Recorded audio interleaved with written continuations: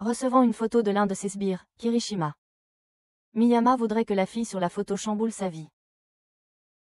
À Osaka, au domicile des Sommes, Yoshino demande à son grand-père les détails du dernier ragot concernant le monde du Yakuza. Étant donné que son grand-père, Renji, était un descendant direct des Kirigaya. Il était ravi de voir l'image d'homme viril de lui-même plus âgé. Cependant, Yoshino n'en avait rien à faire. Elle voulait savoir pourquoi il était écrit.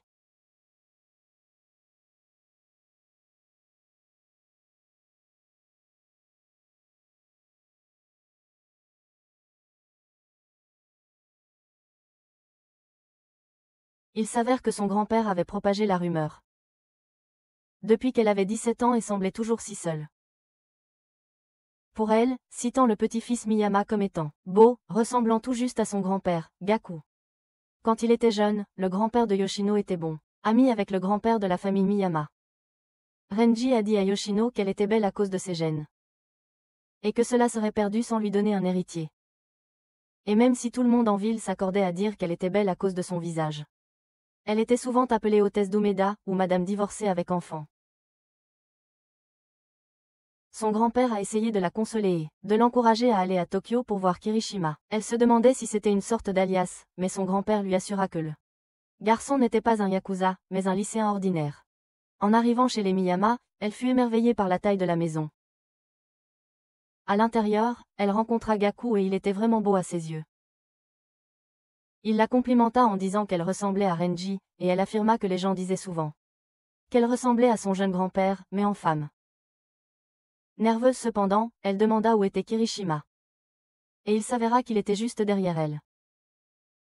Souriant, il se présenta, lui prenant l'épaule pour lui montrer la maison, apprenant qu'il s'agissait d'une maison isolée qui avait été rénovée pour elle. Séparée de la maison principale. Yoshino se sentait mal, car elle ne savait pas si elle choisirait vraiment de rester ici, mais malgré tout, Kirishima était poli en lui disant qu'il était totalement d'accord pour qu'elle refuse de vivre ici. Il pensait qu'elle était forcée, en disant ce qu'elle pensait auparavant. Un mariage arrangé entre deux personnes qui ne se sont jamais rencontrées. Et l'appelant une coutume dépassée. Kirishima pensait que cela ne marcherait pas, mais quand il a entendu qu'elle venait le voir, il était vraiment heureux. Plus tard, à l'école privée au Rennes, nous avons appris que Yoshino était tellement Kirishima, elle a immédiatement été transférée, mais elle ne pouvait pas se défaire du sentiment que son grand-père avait profité d'elle. Après avoir discuté et été accompagnée en classe par Kirishima, elle pensait qu'il ne semblait vraiment pas venir d'une famille yakuza, elle était soulagée qu'il soit si normal. En classe, elle fut choquée de trouver 3 filles voulant lui parler.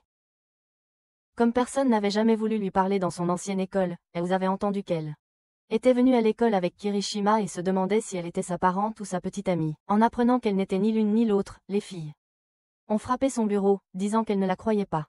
Tout à coup, l'expérience scolaire de Yoshino n'était plus si agréable. Quel que soit l'endroit où elle se trouvait, elle pouvait voir que toutes les filles la dévisageaient. Cependant, Kirishima était toujours aussi merveilleux. Il était surpris d'apprendre qu'il était si populaire, étant donné que la plupart des autres élèves ne lui parlaient pas vraiment. Mais cela avait du sens, puisque tout le monde savait qu'il était le petit-fils d'un yakuza. Yoshino ne savait pas qu'il savait ça, et se demandait maintenant si elles avaient toutes peur de lui à cause de ça. Mais, Kirishima continuait simplement à sourire en disant que si les yakuza commençaient quelque chose, on pourrait simplement les signaler à la police et s'en occuper. Dès lors qu'on le sait, il n'y a pas besoin d'avoir peur. Même avec ces explications, Yoshino hésita, se demandant si Kirishima se sentait ennuyé par les regards étranges que lui lançaient les gens. Sa réponse devint inquiétante et quelque peu cynique, en disant « Qui sait ? Je n'y ai pas vraiment réfléchi, et de toute façon, peu importe. » Yoshino ne s'attendait pas à ce changement de ton, mais voyant qu'il redevenait positif et joyeux, elle l'ignora, allongée dans son lit cette nuit-là. Elle se leva soudainement, incapable de dormir. Elle paniquait, en repensant à combien Kirishima semblait être une personne différente, dans ce petit moment sur l'escalier.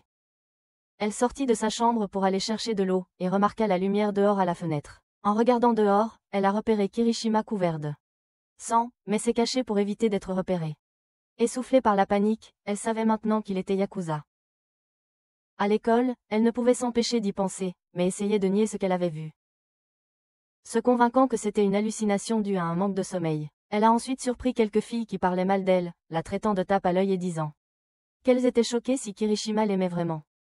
L'une d'entre elles a même inventé une rumeur selon laquelle elle travaillait dans l'industrie du sexe pour rembourser ses dettes en riant. Quelle corne! C'était exactement comme à Osaka. Après l'école, alors qu'elle et Kirishima faisaient des courses, elle lui a dit qu'elle devait retirer de l'argent au convenience store, et a dit qu'elle reviendrait vite. Toute seule, elle s'est retrouvée entourée par 3 hommes qui sentaient l'alcool. Elle se demandait si elle était draguée. Dans toute sa vie, elle n'avait jamais été abordée dans la rue, à part par le vieux monsieur Imai dans le quartier commerçant. Ils l'ont attrapée par l'épaule pour l'escorter, malgré qu'elle leur ait dit que quelqu'un l'attendait, leur disant de ne pas résister. L'un d'eux a été soudainement attrapé par Kirishima, qui leur a gentiment dit qu'elle faisait les courses avec lui. Celui qu'il tenait essaya de saisir son bras. Et c'est à ce moment que l'expression de Kirishima a changé. Alors qu'il tordait le bras de l'homme et fracassait une bouteille sur sa tête. Les 2 autres hommes sont devenus nerveux en voyant le sourire déformé de Kirishima. Et après les avoir neutralisés, il a continué à frapper l'un d'eux encore et encore. À tel point que Yoshina l'a supplié de s'arrêter. Kirishima s'est retourné, souriant, disant qu'il serait juste un peu plus longtemps. Tapotant l'homme inconscient, à moitié mort de coups. Kirishima a dit à l'homme qu'il ferait mieux de se souvenir de son visage. « Hé, cette fille, c'est ma femme. Alors n'essaie même pas de lui parler si tu la vois à nouveau. Tu peux raconter à tes copains tous les détails possibles à mon sujet. N'hésite pas à revenir pour te venger. Mais je te tuerai, toi et toute ta famille. » Compris. L'homme a accepté, avant d'être relâché.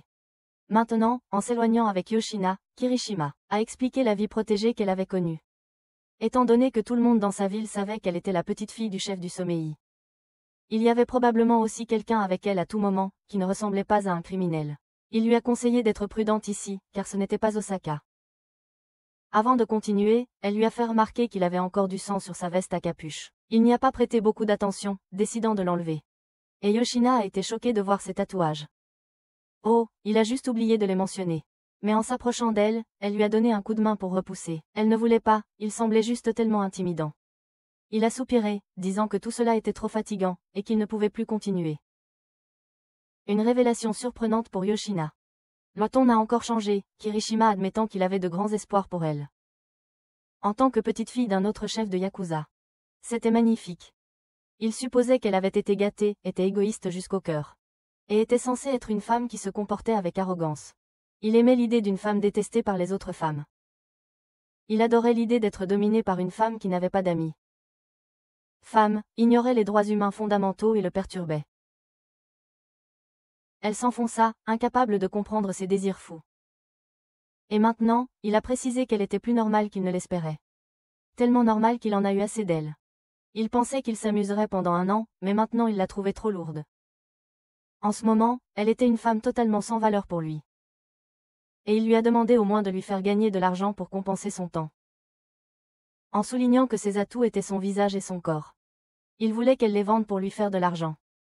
Il a même essayé de lui vendre l'idée de travailler dans un bordel auquel il était associé.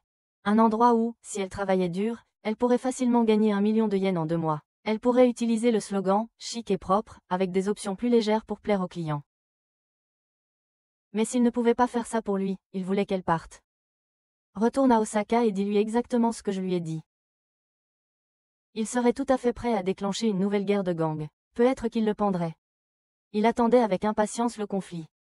Yoshino n'aurait jamais imaginé qu'un homme aussi tordu que Kirishima puisse exister dans ce monde. Elle se demandait vraiment si elle devait revenir. En vérifiant sa boîte à chaussures, elle fut choquée de voir de la boue partout sur ses affaires. C'était la première fois qu'elle vivait du harcèlement scolaire. Elle a essayé de prendre une photo pour son grand-père. Mais se demandait maintenant ce que cela lui apporterait réellement. Laver ses chaussures le soir, le son. De retourner chez elle à Osaka semblait si tentant. Elle entendit alors son téléphone sonner, c'était son grand-père, aussi joyeux que jamais. Il pouvait dire qu'elle était triste, mais lui dit qu'elle devait rester là pendant 1 an. Même si elle était harcelée ou jouée avec, il lui dit de ne pas revenir, peu importe à quel point cela devenait difficile. Il lui dit de passer 1 an à faire en sorte que ce garçon de Miyama tombe amoureux d'elle au point qu'il mourrait pour elle.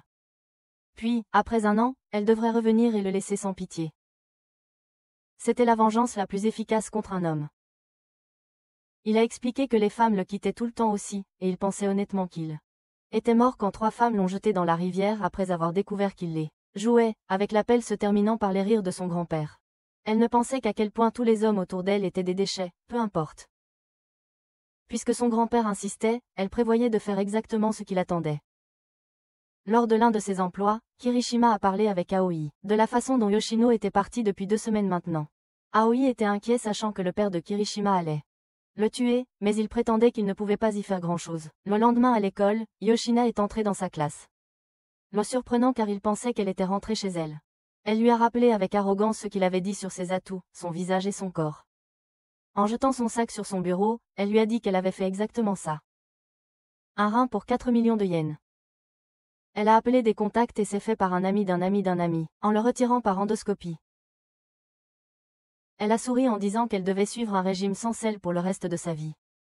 Se levant et prête à retourner dans sa classe, elle lui a dit qu'elle ne retournait pas à Osaka, et qu'elle s'en moquait de ce qu'il ferait ensuite, mais il y aurait des conséquences pour lui s'il se laissait emporter. Elle a ensuite appelé les étudiantes qu'il avait réprimandées plus tôt, leur disant que même si elle devait ramper au sol ou s'étouffer avec son propre sang, elle les traînerait avec elle en enfer et ruinerait leur vie. Kirishima était choqué de voir la férocité de Yoshino. Il l'a rapidement empêchée de partir et, avec un grand sourire, a dit qu'il l'aimait. Ce qui l'a surprise. C'était apparemment l'une des expériences les plus palpitantes qu'il ait jamais vécues. Il était sûrement convaincu que ce sentiment était de l'amour.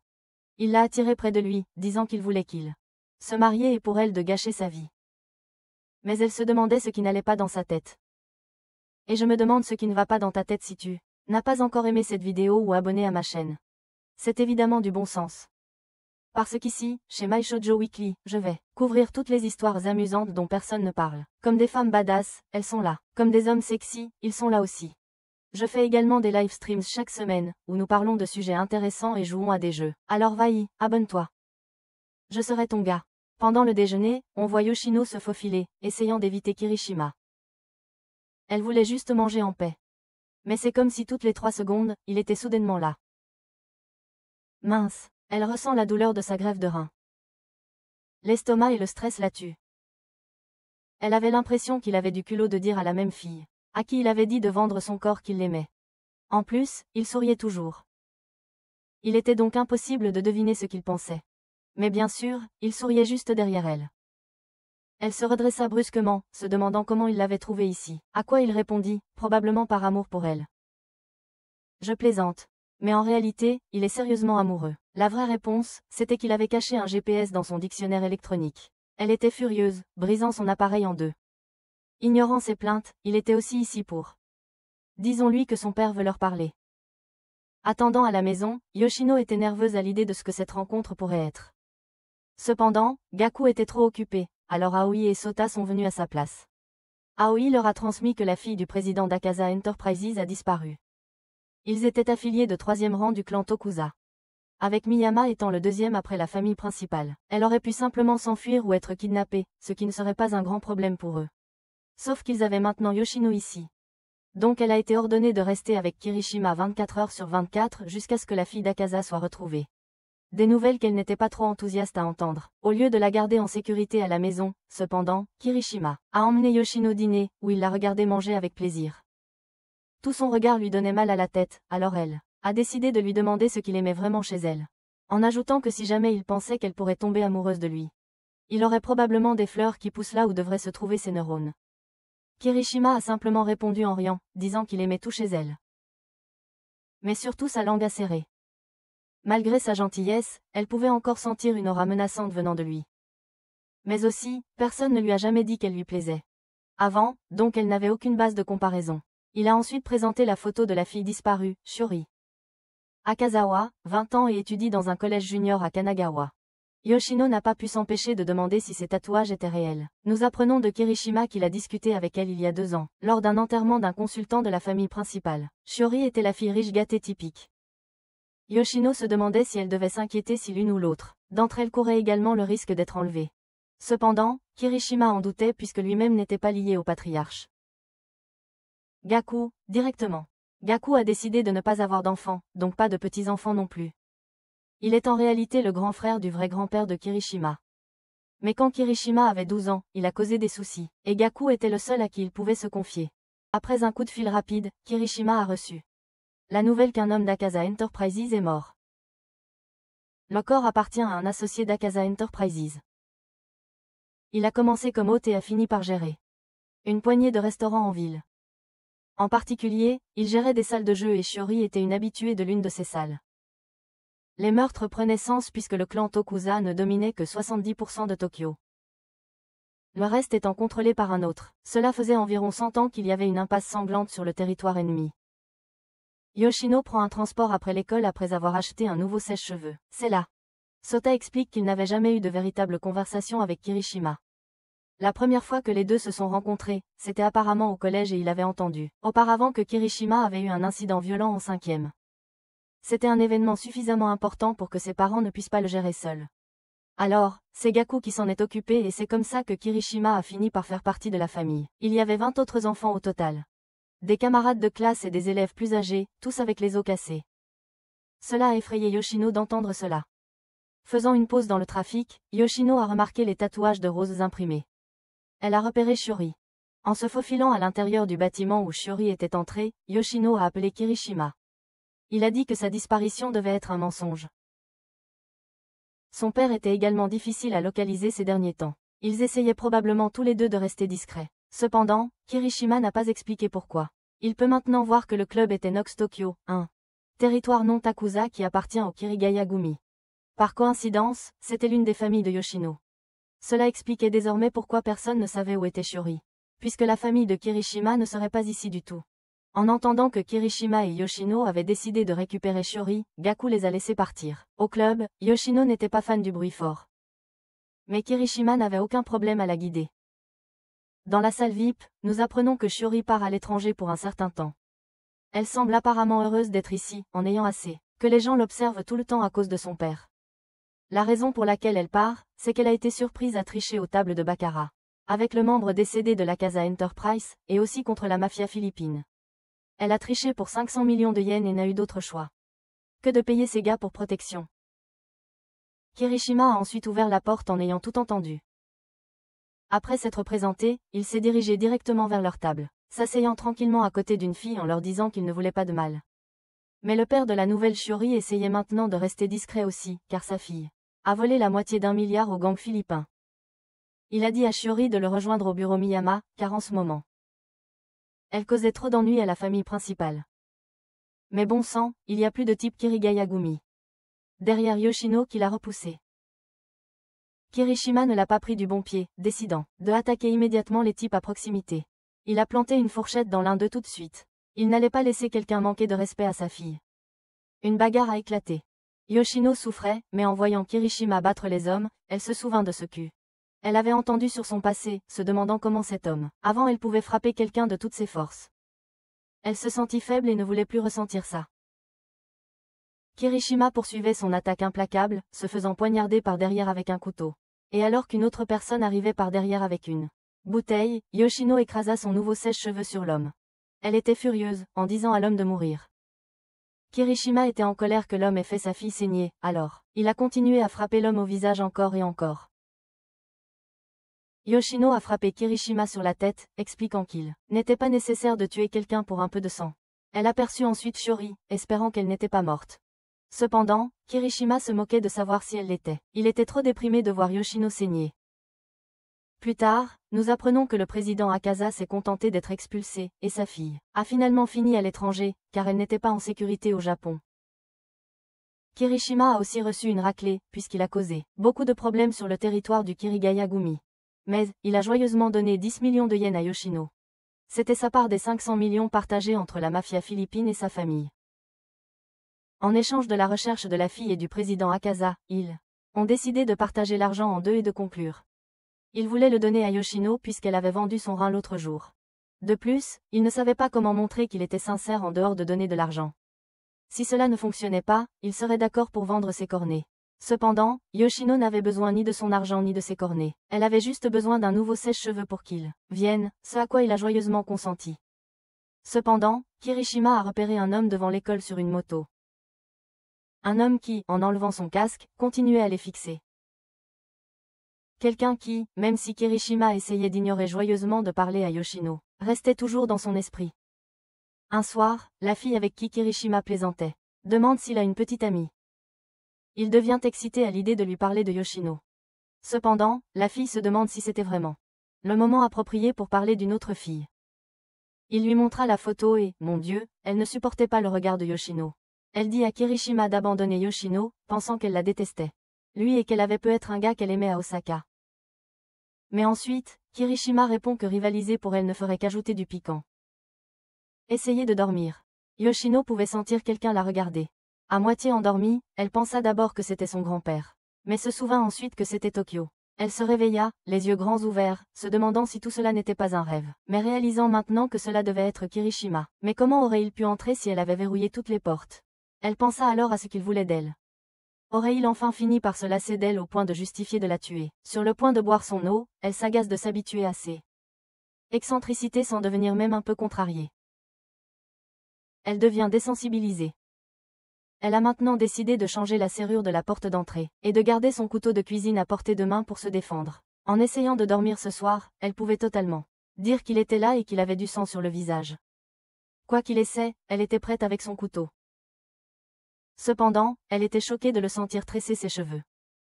Elle en avait assez et ne pouvait plus le supporter. Elle a essayé de l'attaquer avec son couteau, mais il l'a attrapée et l'a plaquée au sol. Maintenant, il disait qu'elle lui faisait peur parce qu'il ne savait pas qu'elle était réveillée. Mais bien sûr, c'était elle qui avait peur de lui. Il l'a relevée et s'est excusé. Puis elle lui a tapé sur la tête, le traitant d'agréable. Elle voulait savoir ce qui se passait et comment il était entré ici. À quoi il a expliqué qu'il avait dupliqué la clé en aluminium il y a un certain temps. Complètement irritée. Yoshino lui a dit que c'était l'heure d'une leçon. Elle a commencé à lui dire qu'il ne pouvait pas juste entrer et sortir de sa chambre à sa guise. Pas parce que c'était du bon sens, mais simplement parce qu'elle n'aimait pas ça et il l'a accepté. Il a alors répondu pourquoi il se faufilait dans sa chambre la nuit. C'est parce qu'il n'avait vu son visage que quand elle était en colère contre lui, et quelqu'un lui avait dit qu'elle pourrait le haïr. Donc, il voulait voir son visage endormi parce que sûrement personne ne pouvait être en colère en dormant. Et il pouvait la regarder autant qu'il le voulait. Elle a répondu qu'elle était bien sûr en colère contre lui tout le temps. Tout ce qu'il faisait, c'était commettre des crimes. Mais maintenant, elle s'inquiétait pour lui qui avait l'air éreinté aujourd'hui. Il avait simplement ri de la situation en disant qu'il avait été puni par Aoi pour être resté dehors après minuit et demi. D'ailleurs, il ne respectait jamais cette règle. Yoshino envisageait d'être moins en colère contre lui s'il commençait à rentrer à l'heure. L'une de ses reproches envers lui est qu'il n'a jamais suivi une seule règle. Et aussi, il a joué avec d'autres filles. Elle pouvait dire qu'il était un menteur, comme son grand-père. Une chose qui est venue à l'esprit de Kirishima était le fait que Yoshino a remarqué tout ça et pourtant elle n'était pas en colère à ce sujet. Dans sa tête, cependant, cela ne la regardait pas. Mais si un garçon qu'elle aimait vraiment la trompait, elle le tuerait. Par conséquent, par ce raisonnement, Kirishima était déterminé à la faire vouloir le tuer. Il était heureux tous les jours à ses côtés. En fait, il voulait toujours rentrer chez lui le plus rapidement possible parce qu'elle était là. Et il trouvait que l'école était amusante parce qu'elle était avec lui. Il se demandait si elle le haïssait, mais elle lui a expliqué qu'elle ne l'évitait pas parce qu'elle le haïssait. Elle l'évitait parce qu'elle ne savait pas ce qu'il allait faire. Il refusait généralement de faire les choses qui ne l'intéressaient pas. Mais quand il faisait quelque chose, il y allait à fond. Elle trouvait ça rafraîchissant qu'il ne fasse pas de chichi et qu'il soit toujours cohérent. Ce étaient ses bons côtés à ses yeux. Pour l'instant, elle allait lui mettre un bandage sur ses blessures. Mais avant qu'elle ne puisse le faire, il l'a plaqué en disant « Je t'aime aussi ». Et qu'il ferait tout pour la faire tuer quand il la tromperait. Pas la démonstration d'affection la plus romantique, à mon avis. Un autre jour, on voit Yoshina arroser le jardin quand Konishima lui apporte son courrier d'Osaka. Il avait également reçu une lettre de son grand-père depuis qu'il avait envoyé à Renji une lettre d'excuse pour l'avoir laissé se blesser cette nuit où ils sont allés à Nox Tokyo. Son courrier était une demande pour les photos de l'album de son père. Son père était plutôt faible en ce qui concerne les combats, et il détestait les yakuza. Il se disputait souvent avec son grand-père et quitta la maison juste après le lycée pour se marier. Il est mort dans un accident de la route avant sa naissance. Elle ne savait donc même pas ce que c'était d'avoir un père.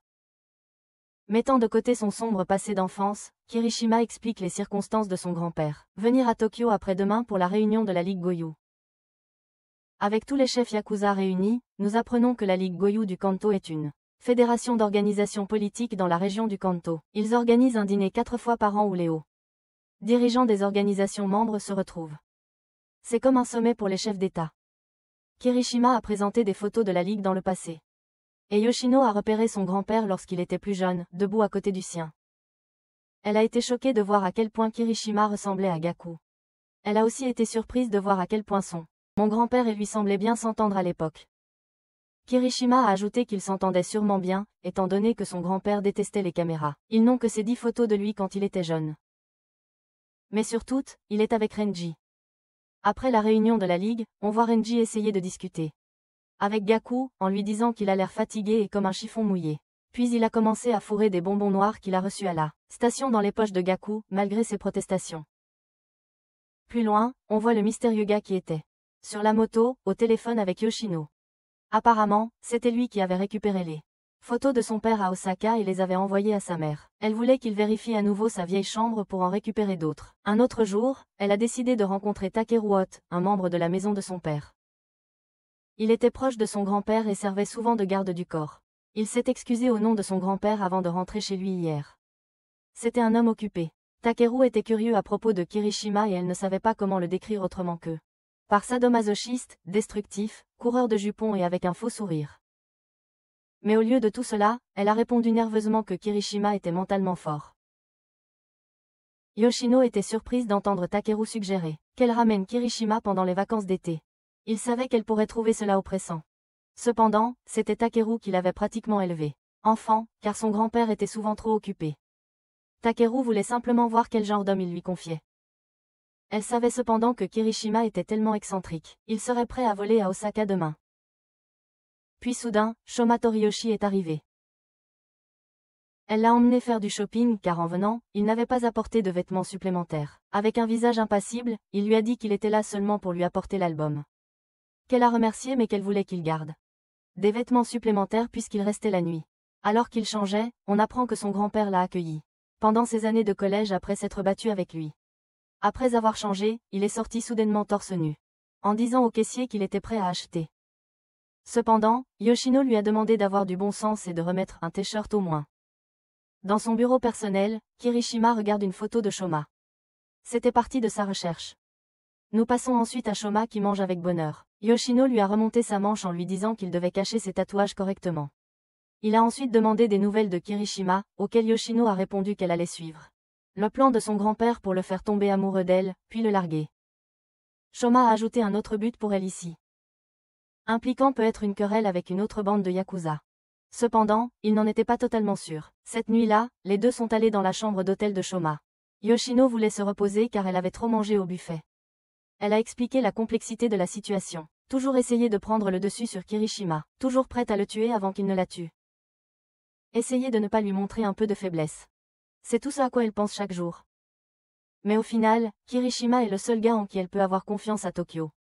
Elle a toujours été prise au dépourvu par lui parce que peu importe combien de temps elle passait avec lui, elle ne connaissait jamais son vrai visage.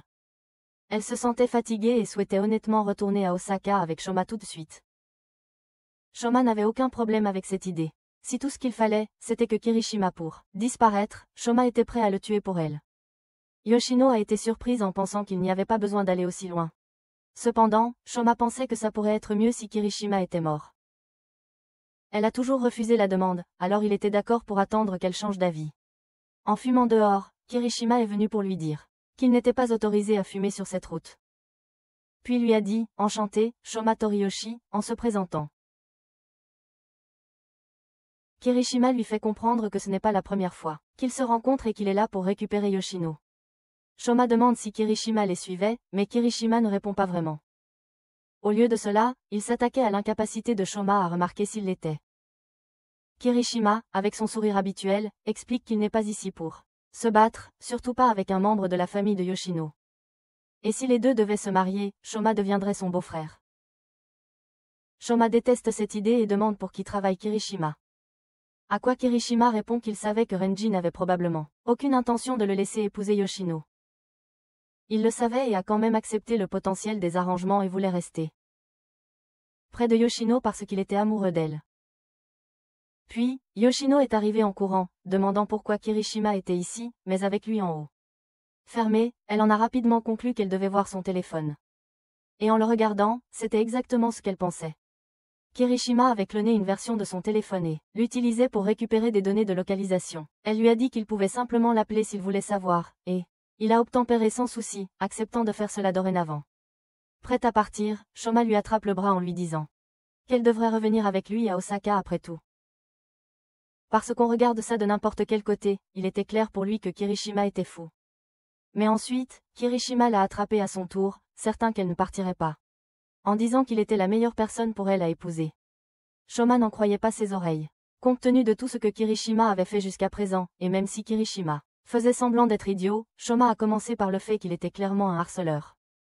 En entendant Kirishima dire qu'un outsider comme toi n'a pas son mot à dire ici. Yoshino lui a dit de faire attention à ses paroles.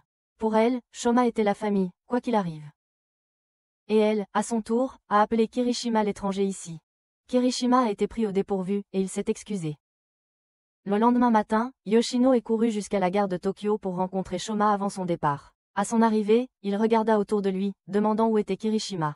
Et elle croyait qu'il était probablement à la maison, puisqu'elle ne lui avait pas dit qu'elle venait ici. Yoshino souligna à quel point il était clair que Shoma n'aimait pas Kirishima, puisque c'était toujours les gars trop bavards qu'il détestait. Tous les deux pensaient que Kirishima était fou. Cependant, Yoshino resta pour suivre le conseil de son grand-père. Elle voulait sortir de cette situation, victorieuse. Mais pourtant, Shoma remarqua qu'il ne comprenait pas. Il avait l'impression que si elle allait jeter sa propre les règles et la fierté, elle pourrait aussi bien jeter sa vie. Alors que le train arrivait, sa réponse à cela était qu'elle ne pouvait pas jeter son honneur et sa fierté. Et si elle le faisait, elle n'aurait plus rien. Entendre qu'elle était prête à mourir pour sa fierté a fait écarquiller les yeux de Shoma. Il ne serait pas prêt à mourir pour quelque chose comme ça. Mais quand elle lui a demandé pourquoi il serait prêt à mourir, il a pointé vers elle. Elle a été surprise par sa réponse, mais ensuite surprise.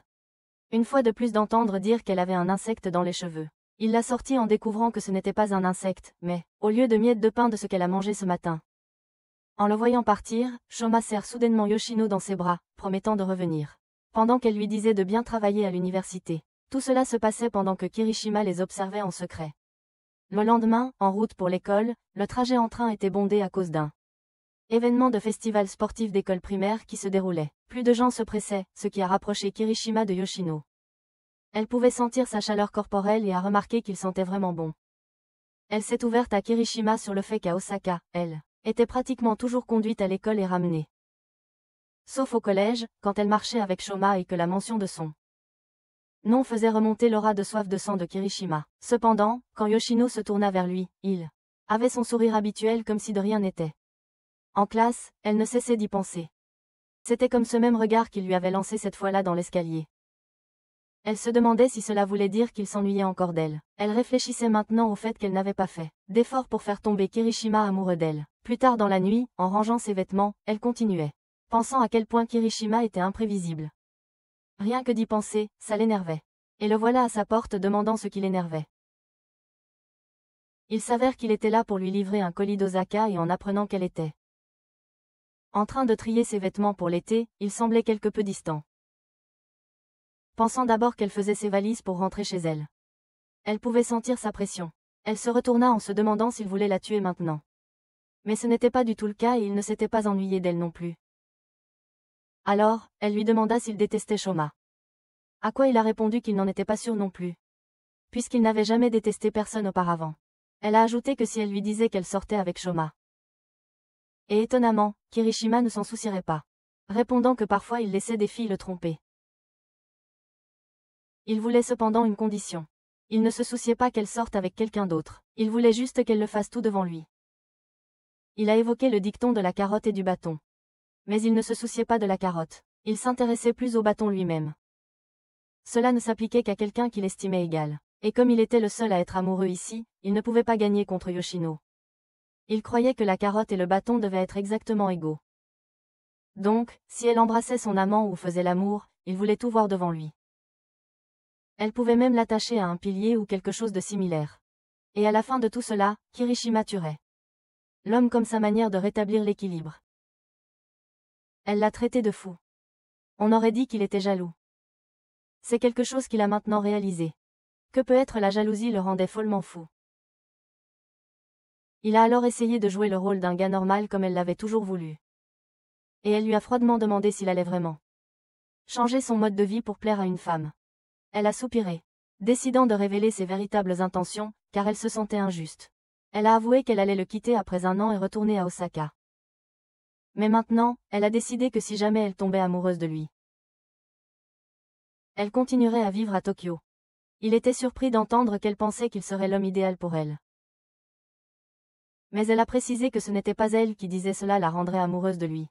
Il ne savait pas trop quoi faire de cette information. Alors elle a crié, lui disant au lieu de prétendre être un être humain à moitié décent. Il devrait se lâcher et être l'homme le plus fou du monde. Il a soupiré de soulagement, admettant qu'il avait peur qu'un jour il en ait assez d'elle. Mais maintenant, il était excentrique, disant qu'il l'aimait davantage que jamais et qu'il l'aimerait toujours. Elle lui a alors dit d'aller vite car il lui donnait mal à la tête. Elle allait se changer et dîner maintenant. Un autre matin, Yoshino se retrouva avec une température basse. Tout comme dans son enfance, elle attrapait toujours des rhumes d'été. Se sentant avec une grosse migraine, elle décida de prendre une journée de congé de l'école et dit à Kirishima qu'il n'était pas nécessaire de s'inquiéter pour elle. Kirishima sonna quand même à sa porte, à son grand agacement.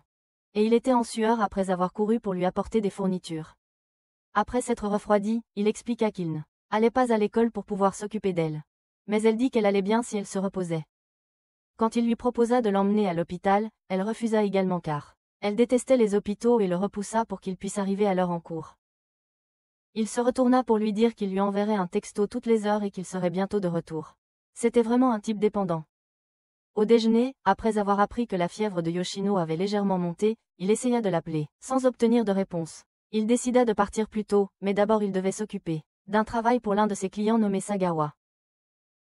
Kirishima finit par appeler Aoi pour envoyer quelqu'un pour s'en occuper, car il voulait se dépêcher de retourner auprès de Yoshino.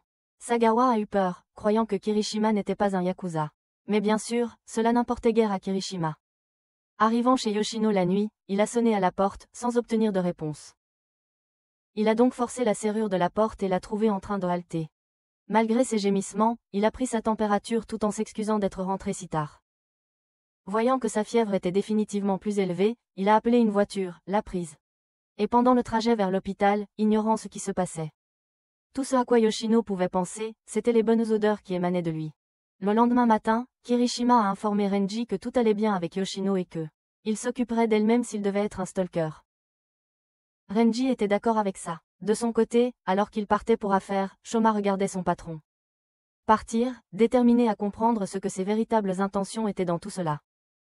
Yoshino se réveille enfin vers midi, notant que sa fièvre est complètement tombée. Mais elle est choquée de trouver Kirishima assis juste à côté d'elle, qui l'a accompagnée depuis leur retour de l'hôpital. Se souvenant des expressions embarrassantes qu'elle avait faites pendant qu'elle était malade, elle s'excuse auprès de Kirishima qui les a vues. Kirishima essaie de partir, mais elle l'arrête. Elle sait qu'il n'avait probablement pas mangé, ayant passé la nuit avec elle. Alors elle a proposé de le remercier avec des udons. De retour à l'école, Yoshino devient déprimé en réalisant qu'elle est fichue. Il ne restait que 2 jours avant les examens. Elle n'était surtout pas bonne en maths. Kirishima lui a proposé de l'aider, puisqu'il n'avait pas beaucoup étudié lui-même en dehors de l'école. Il faisait simplement ses devoirs et relisait tous ses notes et manuels en classe. En apprenant cela, Yoshino est devenu encore plus déprimé, maintenant, comprenant à quel point elle était stupide en comparaison. Comment allait-elle entrer à l'université en ayant du mal même avec les maths les plus basiques? Kirishima était d'accord avec ça, cependant, supposons qu'il se marie. Il ferait simplement tous les calculs pour elle. En se rappelant quelque chose d'important, Yoshino mentionna qu'elle allait à Yokohama le dernier jour des examens, car sa cousine déménageait là-bas depuis Tokyo. Kirishima accompagna Yoshino à la gare ce jour-là, pour s'assurer qu'elle et sa cousine étaient en sécurité.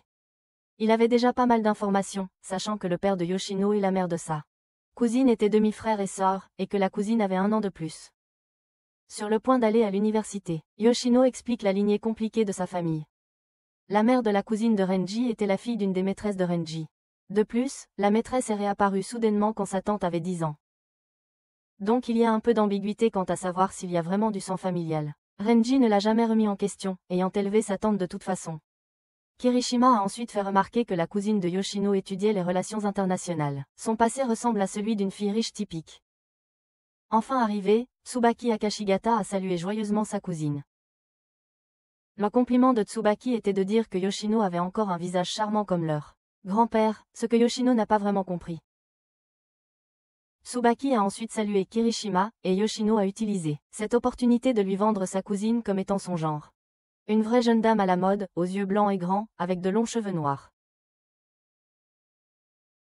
Elle possédait une beauté que d'autres filles envieraient. La réponse de Kirishima était qu'il était ravi de rencontrer une belle femme comme Elle et Tsubaki étaient impressionnés par à quel point il était gentil et charmant. En chemin, les trois continuaient à discuter du passé de Tsubaki. Notamment le fait qu'elle avait un petit accent de campagne en provenance de Kyoto. Yoshino était surprise du geste de Tsubaki, car toute sa lignée féminine venait de Kyoto, à la fois sa mère et sa grand-mère. Il y a même une légende urbaine selon laquelle les femmes de Kyoto se marient tard. Kyoto aime tellement sa préfecture et ne veut pas épouser quelqu'un en dehors. En voyant des sandales et un rebord de fenêtre, Tsubaki allait recommander à Yoshino. Cependant, Kirishima l'a devancée. Yoshino trouvait qu'elles étaient mignonnes, mais elle s'est dit qu'elles seraient trop grandes avec des talons. Bien que Kirishima n'y ait pas vraiment fait attention. Plus tard, Yoshino est devenue un peu trop pleine après avoir mangé excessivement un pain. Puis des nouilles aux requins, suivies de dim sum. Tsubaki a ressenti une nostalgie en entendant cela, apparemment parce que Yoshino avait toujours été le genre de personne à manger jusqu'à être malade. Tsubaki a continué à comparer les apparences de Yoshino à celles de Renji. Elle adorait toucher leur grand-père, le trouvant parfait et charmant dans son apparence, son visage et sa silhouette. Une œuvre d'art créée par Dieu lui-même. Cependant, pour Kirishima, Yoshino était encore plus parfaite. Dans quoi essaie-il même de rivaliser? Assise à la table, Tsubaki avertit Yoshino de faire attention aux hommes qui ont de grandes bouches, en parlant de Kirishima, affirmant qu'ils étaient du genre à tricher. Bien que Yoshino ait mentionné que Tsubaki n'avait vraiment pas de quoi parler, car elle-même était du genre à être frivole. Tsubaki rougit, disant qu'avec à quel point elle était occupée ces jours-ci, elle n'avait pas le temps de voir autant de gars. Seulement 3 en ce moment, sans compter les aventures d'un soir qui vont et viennent. Tsubaki était curieuse de savoir jusqu'où Yoshino et Kirishima étaient allés. Genre, coucher ensemble. Mais, Kirishima savait que même s'il essayait, les deux, Yoshino et ses proches le tueraient sûrement. Il était heureux d'être mis à l'écart comme ça cependant. Tsubaki a alors mentionné qu'elle ne serait pas contre avoir un homme avec lequel Yoshino avait eu sa première fois, disant qu'elle serait des sœurs de bâton. Qu'est-ce qui ne va pas chez cette fille? Avec Yoshino qui s'éloigne pour prendre un dessert. Kirishima et Tsubaki ont eu une conversation privée. Tsubaki a souligné les évidentes différences entre la façon dont il la traitait et celle dont il traitait Yoshino. Pour commencer, elle pouvait dire qu'il n'aimait pas du tout lui parler. Et qu'il se contentait de suivre ce qu'elle disait. Kirishima allait ensuite aborder quelque chose qu'il voulait savoir sur Tsubaki. Mais avant qu'il ne puisse le faire, Yoshino est revenu joyeusement avec son dessert à la mangue. En rentrant pour la soirée, Yoshino reçoit un appel de son professeur. Apparemment, elle avait oublié de rendre certains de ses devoirs de maths importants. Elle se souvenait d'avoir laissé les feuilles dans son manuel. Apprenant qu'elle avait jusqu'à 20 heures pour le rendre, Kirishima la guida rapidement vers un taxi. Où, à la porte de la voiture, il lui dit qu'il raccompagnerait Tsubaki à son hôtel. Les deux parlèrent en privé dans une grande roue. Kirishima savait que le père de Tsubaki était le directeur de l'hôpital Kyoto d'Osekai. Sous le groupe d'Osekai, qui avait de très mauvaises rumeurs circulant à son sujet. Concernant le financement de politiciens, des liens avec des groupes criminels, et surtout, des transplants d'organes illégaux. Il alla droit au but, lui demandant où se trouvait le rein de Yoshino en ce moment. Lui-même aurait été prêt à vendre son rein pour Yoshino, puisqu'elle l'avait fait pour lui. Mais en fouillant le marché noir, il n'a trouvé nulle part son rein. En concluant que Tsubaki n'avait jamais extrait le rein de Yoshino en premier lieu. Et lui avait simplement versé 4 millions de yens. Il avait repéré sa cicatrice chirurgicale la nuit où il s'occupait d'elle au-dessus de son hanche. Il savait que les deux façons de confirmer si le rein était vraiment parti étaient soit demander à Yoshino de faire une IRM, soit l'entendre dire de la bouche même de Tsubaki. Tsubaki s'est interrogé sur pourquoi Kirishima était obsédé par Yoshino. Il ne pouvait pas vraiment le dire, se contentant d'affirmer que son obsession était due à son amour pour elle. Tsubaki a ensuite révélé avoir acheté 1500 ml de sang à Yoshino en échange des 4 millions. Il l'avait vidée de son sang jusqu'à ce qu'elle soit presque morte, sans lui dire qu'il gardait le sang. Tsubaki se sentait mal maintenant qu'elle avait rompu sa promesse de ne le dire à personne. Kirishima s'interrogea sur les raisons pour lesquelles Tsubaki avait fait cela, puisque le drain de sang aurait pu affaiblir Yoshino pour toujours. À quoi Tsubaki répondit qu'elle avait essayé de persuader Yoshino de ne pas subir l'opération. Cependant, Yoshino lui avait dit qu'elle préférait mourir plutôt que de voir Kirishima la mépriser. Tsubaki pensait qu'il serait injuste de ne pas risquer la vie de Yoshino après ces paroles déterminées. Les deux descendirent de la grande roue où Kirishima remercia Tsubaki pour la conversation et dit qu'elle était aussi charmante que Yoshino. Tsubaki complimenta à nouveau son discours suave et ses inclinations de playboy. Mais de façon plus sarcastique. Mais s'il lui faisait du mal à son cousin, elle s'assurerait qu'il ne verrait plus jamais Yoshino. Le lendemain, Yoshino arrosait joyeusement son jardin. Comme elle avait rendu ses devoirs à temps, elle demanda à Kirishima ce dont lui est Tsubaki avait parlé, mais il refusa de répondre. Il reçut alors soudainement un message de Tsubaki lui envoyant une photo de Yoshino en train de manger en maillot de bain comme elle l'avait promis. Yoshino était sidéré, lui disant frénétiquement de la supprimer tout de suite, pensant qu'il allait l'utiliser pour faire du chantage et la mettre sur internet si elle lui résistait. Mais il ne ferait jamais ça. Il la veut juste pour lui. Tsubaki a précédemment reçu en échange une photo de Renji et de sa jeunesse avec Gaku. Exactement ce qu'elle avait demandé. Une nuit, pendant qu'elles étudient, Yoshino et Tsubaki discutent au téléphone. Tsubaki nous apprend que Kirishima était allé à Osaka pour rencontrer Yoshino quand il avait 12 ans, mais qu'il n'avait pas pu la rencontrer en personne. Tsubaki évoque l'idée qu'il aurait pu s'intéresser à elle depuis ce temps-là. Yoshino n'y croyait pas, cependant. Elle est toujours assez sûre que Kirishima ne l'aimait pas vraiment et supposait que même si elle tombait amoureuse de lui, il perdrait immédiatement tout intérêt pour elle. Elle avait l'impression qu'il était plus obsédé par elle que par autre chose. Mais, si elle le faisait remarquer, il pourrait corriger son obsession, et alors elle serait encore plus confuse quant à ses véritables intentions. Honnêtement, c'était plus facile pour elle s'il restait juste fou. Tsubaki suggère à Yoshino de découvrir si Kirishima l'aime vraiment ou s'il est juste obsédé. Parce que si c'était vraiment le cas, alors elle aurait des problèmes même si elle retournait à Osaka. Avec les vacances d'été qui commencent demain, Yoshino était stressé en réfléchissant à la manière de découvrir si Kirishima l'aimait ou s'il était juste obsédé par elle. En le voyant, 2 autres camarades de classe s'enfuient. Il explique que les 2 filles lui parlaient d'un campus ouvert à l'école pendant la récréation et discutaient de ce qu'elles allaient faire pendant ce temps. C'était au tour des comités disciplinaires de gérer les visiteurs. Yoshino était sidéré de découvrir qu'il faisait partie du comité disciplinaire. Lui qui ne suivait jamais les règles. Elle pensait d'abord que les 2 filles lui déclaraient leur flamme. Mais il a expliqué qu'il n'y avait aucune chance, car durant sa première année, il refusait toujours et avait acquis la réputation d'être celui qui dit non tout le temps. De plus, il n'avait besoin de personne d'autre.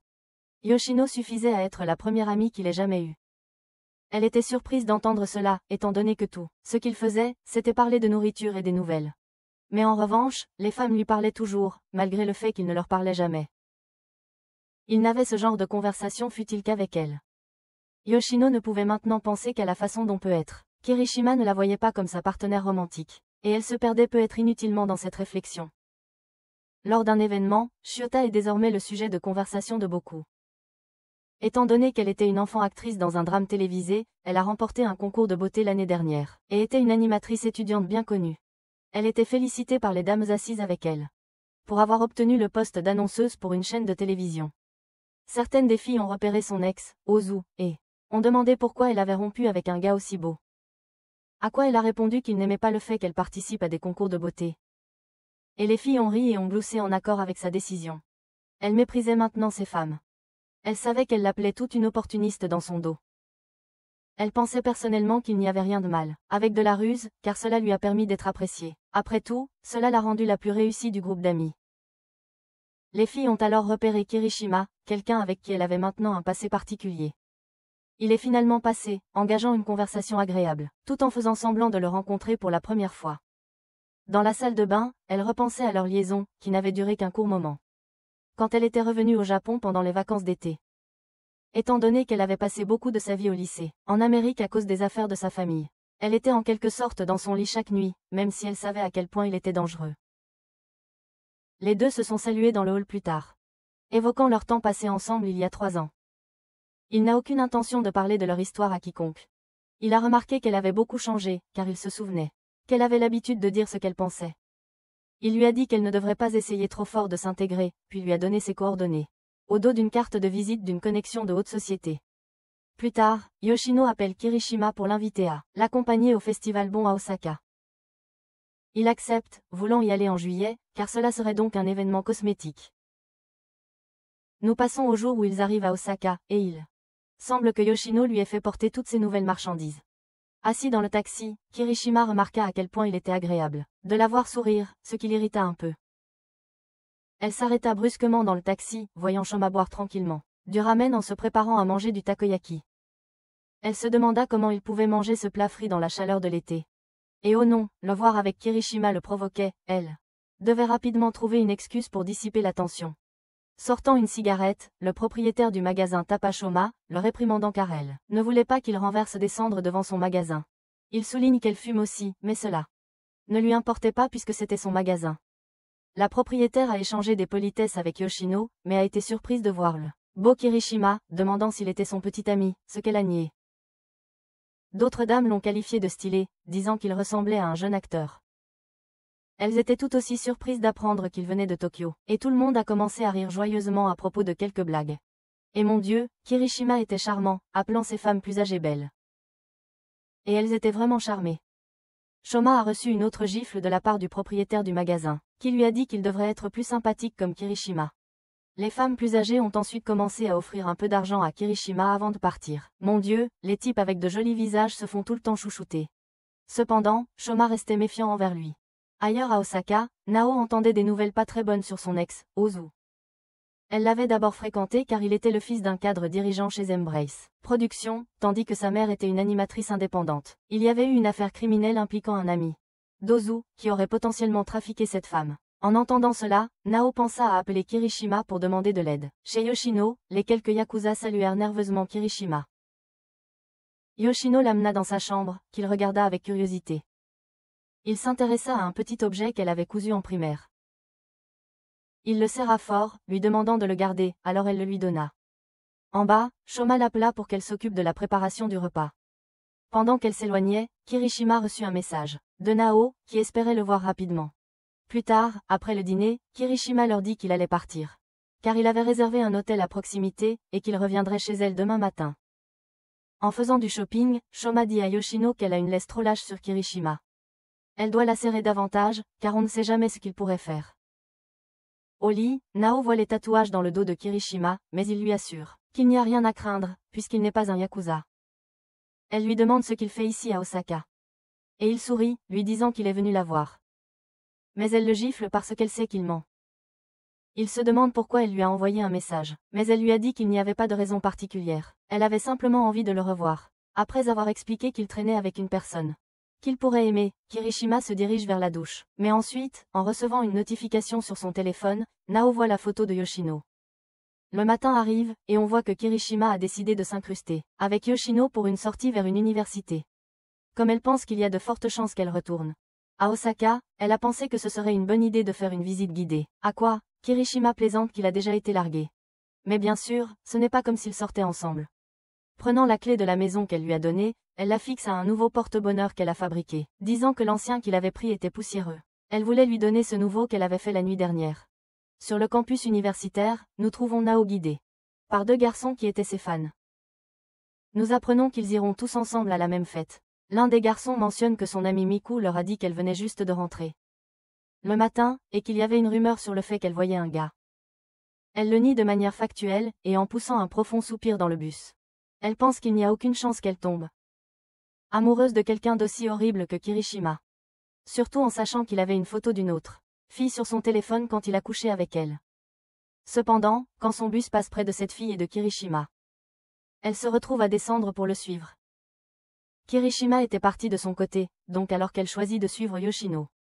Deux filles qui étaient de grandes fans viennent lui demander des selfies.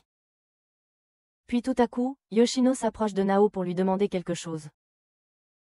En marchant ensemble, Yoshino lui présente ses excuses. Elle pensait que Nao fréquentait cette université et voulait lui demander son avis ici, puisque Nao venait de parler à deux lycéennes. Nao n'y a pas pensé, prétextant que elles allaient probablement dans la même direction. En regardant Yoshino, Nao réfléchit au fait que d'autres filles la regardent tout le temps, et observe que c'est comme si Yoshino se moquait même d'être meilleure que les autres femmes. Elle trouve Yoshino déplaisante. Nao mentionne alors qu'elle vient en fait de Tokyo, et qu'elle avait vu Yoshino avec quelqu'un qu'elle connaissait. Quand Yoshino évoque à quel point elle était surprise que Nao connaît Kirishima, Nao pense que Yoshino est stupide de dire son prénom si ouvertement et facilement. Nao dit à Yoshino qu'elle n'était pas si proche de lui, mais ils avaient fréquenté le même lycée privé. Il parle ensuite de l'incident impliquant Kirishima qui avait battu beaucoup d'autres élèves, et il était censé s'être entraîné dans un célèbre dojo de karaté près de leur école. Avec leur conversation arrivant à sa fin, Yoshino prend le numéro de ligne de Nao avant qu'elle parte. Chez elle, elle demande à Shoma s'il sait quelque chose sur Nao, mais il ne sait rien. En entendant que Yoshino allait visiter l'université à nouveau demain, Shoma mentionne l'idée de venir avec elle, puisque son examen était demain. Mais cela la frustre suffisamment pour lui lancer son coussin. Elle veut qu'il étudie pour son examen pour une fois au lieu de traîner et de manger. Mais comme il n'allait pas étudier, elle l'a invité à sortir avec elle pour la nuit. Ailleurs, Nao regardait le contact de ligne de Yoshino, pensant que Yoshino était tape à l'œil. Mais stupide. Elle se demandait si Kirishima avait des goûts différents en matière de femmes ces jours-ci. Son ex Ozu vient alors la harceler. On apprend qu'il a introduit ce qu'il appelle des actrices et modèles en herbe qui n'avaient aucune réelle perspective auprès de riches patrons. Il prenait une commission pour faire les mises en relation. Elle est alors surprise d'apprendre qu'il savait qu'elle avait couché avec Kirishima. Il prétend avoir des preuves en photo et en vidéo. Il évoque ensuite qu'elle a fumé de la marijuana pendant son séjour en Amérique. Elle continue de nier les accusations, mais pour Ozu, cela n'avait pas d'importance qu'elle ait vraiment fait ces choses ou non. Il pouvait faire en sorte qu'elle ait l'air coupable. Il l'a fait chanter, en disant que si elle ne voulait pas que ces rumeurs soient divulguées, elle devait amener Kirishima et Yoshino à un endroit précis, sans leur faire savoir ce qui se passait. Il lui a alors dit de ne pas se sentir coupable de trahir Kirishima, puisque Kirishima était celui qui a répandu ces rumeurs en premier lieu. Le lendemain, Yoshino a décidé de faire visiter Osaka à Kirishima, au lieu de revisiter le campus. C'était comme s'il était en rendez-vous. Ils sont allés à l'aquarium local. Les deux ont parlé de diverses choses, comme la nourriture préférée de Yoshino, qui comprenait des ramen, des udon, des dango, du mochi, et presque tout avec de la crème sucrée. La chose la plus surprenante pour Kirishima était d'apprendre qu'elle avait son permis de conduire. Il avait déjà beaucoup d'infos sur elle, ce qui se manifeste par le fait qu'il mentionne son anniversaire exact, le 2 avril. Mais il ne parlait pas beaucoup de lui-même ou de ses intérêts. Yoshino décide de prendre des photos des requins, puisque son grand-père l'apprécie. Prenant des photos de tout où qu'elle aille. Mais en essayant de prendre une photo candide de Kirishima, il remarque, la prenant par surprise. Dans un effort pour en apprendre davantage sur lui, elle demande quand Kirishima a eu sa première petite amie. Il lui dit que c'était en 6e, mais il a qualifié la fille plus de cliente que de petite amie. Son grand-père ne lui donnait qu'une certaine quantité de nourriture pour le déjeuner, ce qui était généralement jamais suffisant. Au collège, il recherchait souvent des filles qui lui donnaient de l'argent, mais il n'a jamais vraiment fréquenté quelqu'un officiellement. Parlant de hobbies et de plats préférés, Kirishima avait l'impression de rencontrer quelqu'un pour un mariage arrangé. Mais c'est précisément pour ça que Yoshino demandait. Elle trouvait étrange qu'ils aient évité ces sujets pendant leur arrangement. Elle n'avait toujours pas l'intention de l'épouser, mais elle estimait qu'il n'était pas juste de rester ignorante à son sujet non plus. Quoi qu'il en soit, elle était déterminée à attendre ses. Il reste 8 mois pour mener les choses à bien. Il prend alors soudainement ses mains, la surprenant. Et maintenant, leurs visages sont rapprochés. Mais avant qu'il puisse dire ce qu'il ressent, Kirishima reçoit un appel sur son téléphone. Il s'excuse, mais doit s'écarter pour une affaire urgente. De retour chez elle, Yoshino explique le départ soudain de Kirishima à Shoma. Alors il propose de surveiller l'hôtel de Kirishima. Mais, avec Yoshino recevant un message soudain, elle décide de s'occuper des choses elle-même. Shoma se demande si elle s'attache à Kirishima, mais elle lui dit pas du tout. S'il a des ennuis et qu'il va mourir, elle veut le frapper et le punir d'avoir annulé leur rendez-vous en premier. Nous le trouvons maintenant assis sur le rebord de la fenêtre dans la chambre d'hôtel de Kirishima. Il essaie de la réconforter, évoquant comment elle semblait déprimée et lui disant qu'elle était maintenant plus importante que son emploi du temps chargé. Elle se demande donc si elle est plus importante que Yoshino, et évoque comment ils se sont rencontrés à l'université juste hier. Mais, elle était maintenant choquée de découvrir qu'il le savait déjà. Il était juste surpris que les deux aient échangé leurs coordonnées. Maintenant, cependant, son ton est devenu plus arrogant. Ayant anticipé que les deux filles se seraient rencontrées, quand il était sous la douche l'autre jour, il s'était envoyé un texto sur son téléphone. Sachant que Nao le regarderait et verrait son écran de veille avec Yoshino. Nao était furieuse. Elle voulait que Kirishima meure. Mais tout se déroulait selon ses plans. Lui et Ozu avaient fait beaucoup de choses aux femmes pour en tirer profit. Cependant, c'est Ozu qui avait réalisé des vidéos explicites des femmes et les avait fait disparaître. Il n'aimait pas que Ozu complotât dans son dos. Mais il savait qu'Ozu essayait déjà d'utiliser Nao pour le manipuler et la vendre. Kirishima enfila ses vêtements et lui dit de l'emmener là où Ozu le voulait. Il allait régler tout ce soir. Nao s'inquiéta alors pour Yoshino, en affirmant qu'elle lui avait déjà envoyé le message pour lui indiquer où aller. Mais il n'était pas inquiet, car il avait une copie de son téléphone, et il avait dit à Yoshino d'aller ailleurs à la place. Ce qu'il ne prévut pas, c'est que Yoshino l'appellerait et se retrouverait exactement là où se trouvait Ozu. Assis avec Ozu, il y avait les deux gars que Kirishima avait battus dans l'épisode 2. Quand Ozu leur explique qu'il a dit à Nao d'amener Kirishima et Yoshino au entrepôt qu'il a loué, les deux hommes ont pété un plomb. Ce qui les a vraiment énervés, c'est qu'Ozu n'avait aucune confiance dans leur voyou pour s'occuper de Kirishima. Mais c'était une évidence puisque le type en t-shirt blanc avait été hospitalisé pendant un mois après que Kirishima l'eut tabassé ce jour-là. Actuellement, Ozu avait ses hommes surveiller l'hôtel où Kirishima était logé et il a dit à Nao d'amener Kirishima à l'entrepôt avant 22 heures. Puis soudain, le voyou aux cheveux rouges à côté d'Ozu lui dit qu'Azami vient d'arriver à Osaka. Cet homme était quelqu'un dont Ozu n'aimait pas particulièrement entendre parler. Au téléphone, Yoshino résume ce qui s'est passé, avec les voyous engagés par Shiori Akaza. Les voyous doivent lui en vouloir, ainsi qu'à Kirishima. Ce qui explique pourquoi ils sont venus tout le chemin de Tokyo à Osaka. Elle explique ensuite qu'après avoir échangé leurs coordonnées avec Nao hier, elle a surveillé la maison à Kobe que loue Ozu. Kirishima savait où se trouvait l'endroit et a donné une note à Nao lui disant qu'il partait. Mais en entendant Yoshino, elle a repéré un homme aux cheveux roux et permanents. Il est devenu un peu nerveux et a dit à Yoshino de rentrer chez elle. Alors que les hommes qu'elle et lui avait battus auparavant la reconnaissaient probablement. Il y avait de bonnes chances qu'Ozu ne la reconnaisse pas puisque Kirishima avait pris soin que son visage et ses informations ne se répandent pas beaucoup. Au lieu de cela, elle lui a dit qu'il ferait comme elle l'avait ordonné. En faisant du vélo, Shoma s'arrête pour vérifier ses messages avec Yoshino et il est contrarié, parce qu'elle ne voulait pas qu'il l'accompagne. Il reçoit alors soudainement un appel de Kirishima. Kirishima explique qu'il a dit à Yoshino de se cacher dans la chambre 211 d'un bar karaoké dans le quartier ouest. On envoie aussi les détails de la carte à Shoma. Il voulait que Shoma la récupère pendant qu'il s'occupait d'affaires ailleurs. Shoma devient furieux, disant à Kirishima qu'au moindre problème avec Yoshino, il s'assurerait que Kirishima paye plus que la mort. Les deux étaient donc en route. Au manoir, on trouve Ozu accueillant anxieusement Azami. Azami ne fait pas grand-chose, se contentant de bouger les yeux pour regarder Ozu. Cela suffit à faire reculer Ozu dans la peur. Après le départ d'Azami, Yoshino s'approche joyeusement pour saluer Ozu et lui demander s'il se souvient d'elle. Elle est venue sous le nom d'emprunt de Mei Suzuki et a expliqué qu'elle s'était vue pour la dernière fois lors d'un événement social à l'université Oyo l'année dernière. Il admet qu'il ne se souvient pas vraiment d'elle, mais continue la conversation polie. Il a consulté les réseaux sociaux, ayant trouvé un petit compte qui aurait pu être le sien. Il a d'abord pensé que c'était peut-être Kirishima qui l'avait envoyé ici, mais il l'a rejeté, sachant que c'était plus dans son caractère de venir directement lui-même.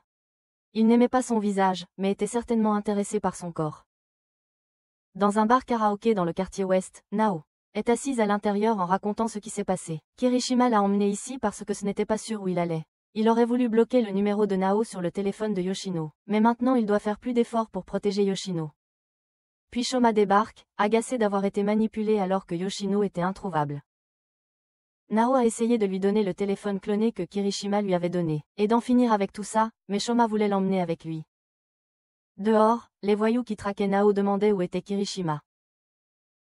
Et quand Shoma les entend dire qu'ils vont s'en prendre à Kirishima et Yoshino, il donne immédiatement un coup de genou à l'un d'eux. Il n'allait pas laisser ces voyous insulter le nom de Yoshino en faisant des menaces. Un autre dégât est arrivé en balançant une matraque que Shoma a facilement esquivée. Avant de mettre le gars hors de combat. Ensuite, Shoma frappe un autre qui essaie de le mettre en clé de tête, et met KO le gars d'avant. Puis, le gars aux cheveux roux d'avant sort soudainement le premier gars. Et en voyant Nao, il la trouve mignonne et l'invite à dîner.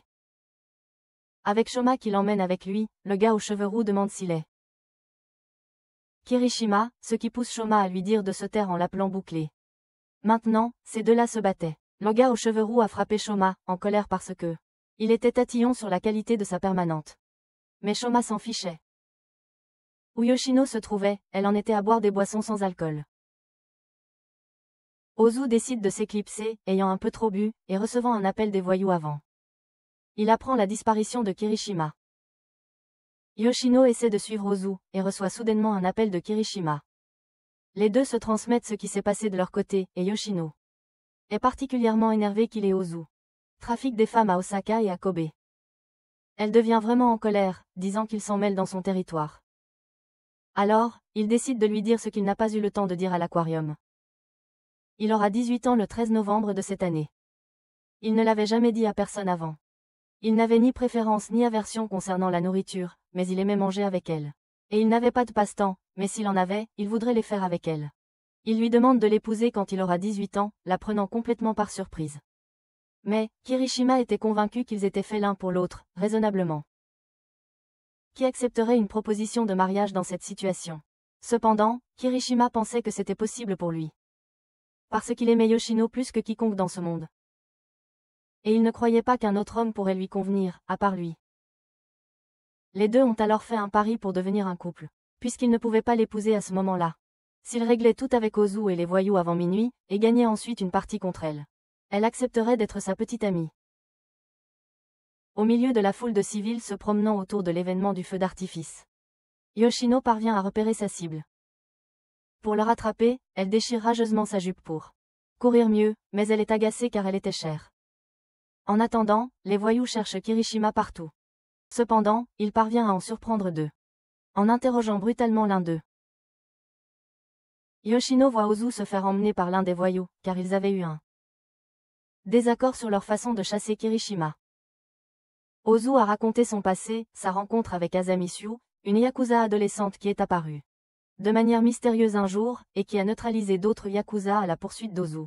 Le gang ennemi a disparu, jamais confirmé mort, mais totalement évaporé. Un an s'est écoulé sans aucune nouvelle d'Asami, qui n'a jamais demandé d'argent à Ozu. Ozu a fait de son mieux pour identifier qui était Asami, mais aucune information n'est jamais sortie. Alors, après tout ce temps, il est soudainement réapparu pour demander un service à Ozu. Le voyou frappe Ozu avec son front, ne prêtant aucune attention à son avertissement, puis appelle la personne cachée qui écoutait, c'était Yoshino. Ailleurs, Kirishima obtient du voyou qu'il a interrogé d'appeler ses complices et de donner leur position. Il rit simplement au téléphone, envoyant directement sa position via GPS. En disant que cela nécessitait trop d'efforts pour les traquer individuellement. Il joue un peu avec le voyou, lui faisant savoir qu'après les événements avec Shiori, il aurait pu les arrêter à tout moment, mais les a laissés continuer à faire des affaires au Japon sur un coup de tête. Il a maintenant décidé de tous les finir ce soir. Là où se trouvait Yoshino, le voyou continue d'appeler. Pour elle, la prenant pour Kirishima. Elle sort immédiatement et le voyou menace tout de suite de s'assurer qu'il et ses potes vont se la passer avant de la tuer juste devant Kirishima. Alors qu'il s'apprête à attaquer, les lumières s'éteignent soudainement à cause de quelque chose que Kirishima avait fait en coulisses. Cela a donné à Yoshino l'occasion d'attaquer, mais cela n'a pas été efficace contre le voyou, qui a répliqué en la frappant directement au visage. Il s'apprêtait alors à donner le coup fatal, mais a été pris au dépourvu par son appel pour Kirishima, qui n'était en réalité pas là. Et cela lui a donné le temps de s'enfuir. Avec toutes les lumières éteintes, Kirishima a pu neutraliser les voyous un par un. Il a travaillé incroyablement vite dans elle. Obscurité, mais se retrouvait maintenant face à face avec Asami. Errant dans la foule, Yoshino était agacé que sa dent ait été cassée. Mais devait encore s'échapper du dernier voyou qui la poursuivait. Heureusement, elle trouve une solution à ses problèmes. Pendant ce temps, Kirishima essaie de comprendre pourquoi Asami avait organisé cette chasse à l'homme, mais au lieu de recevoir une réponse à sa question, tout ce qu'Asami a fait, c'est demander où était Yoshino. Ne la trouvant nulle part, Asami commença à prendre congé. Cependant, Kirishima n'allait pas le laisser faire. Il a essayé de convaincre Asami de ne pas la poursuivre, la qualifiant de juste une fille ordinaire. Mais cela n'a pas fonctionné, alors ils ont commencé leur combat. S'affrontant face à face, Kirishima met Asami au sol. Mais Asami réussit à se dégager. Il commence alors à attaquer Asami avec un couteau, et en lui enlevant son masque facial. Asami mord Kirishima et le pousse contre un arbre. Kirishima le reconnaît, n'ayant aucune idée de qui il était initialement avec le masque et l'obscurité. Mais maintenant, il se demande pourquoi il est ici et comment il a obtenu un nouveau visage. Et alors que Kirishima est repoussé, Asami parvient à retirer le couteau de lui-même. Les lumières se rallument, et maintenant Kirishima a l'avantage, car Asami veut partir. Déclarant qu'il s'ennuie maintenant, Kirishima taquine un peu Asami, se demandant pourquoi ils ne finiraient pas leur match. Et la réponse d'Asami était qu'il n'avait pas de temps à perdre avec lui. Yoshino s'échappe vers le parking, et quand le voyou la rattrape, elle le percute avec un vélo. Il essaie de se lever, mais c'est la fin de la route. Car Yoshino l'électrocute et le finit. De retour au bar karaoké, Shoma et son adversaire poursuivent leur combat. En se battant, Shoma effectue un mouvement assez acrobatique, faisant tomber le gars aux permanentes. Le gars aux permanentes reçoit alors un message d'Asami, et il est maintenant agacé qu'ils aient fait tout ce travail, et qu'on les appelle maintenant à rentrer. Il met fin à leur match pour l'instant, mais dit à Shoma que s'il l'appelle encore frisé, il sera vraiment dans de beaux draps. Il avertit ensuite Shoma que les Yakuza ont beaucoup de conflits internes pénibles. Et lui suggère de démissionner pour éviter d'être pris dans tout ça. De retour à l'événement, Ozu se lève avec du sang coulant sur son visage, mais il se retrouve maintenant face à face avec Yoshino et Kirishima. Au bar, Kirishima insiste pour coudre la jupe de Yoshino, malgré ses objections. Il voulait vraiment s'assurer que personne ne voit ses sous-vêtements. Elle se demandait comment il avait même réussi à trouver une aiguille à coudre, et il a montré le sac du magasin de proximité où il vient d'aller. Il a aussi acheté un compresse-froid pour apaiser son visage. Cependant, elle en avait assez, mais lui pas. Il ne pouvait pas croire que quelqu'un ait pu frapper son beau visage. Elle lui a rappelé qu'il devait passer à autre chose après la raclée qu'il a donnée à ce yakuza. Le type pourrait vraiment être mort cette fois. Cependant, Ozu n'était pas là pour banter joyeusement. Yoshino a mentionné l'emplacement de l'appartement d'Ozu, l'immeuble où s'effectuait tout le trafic.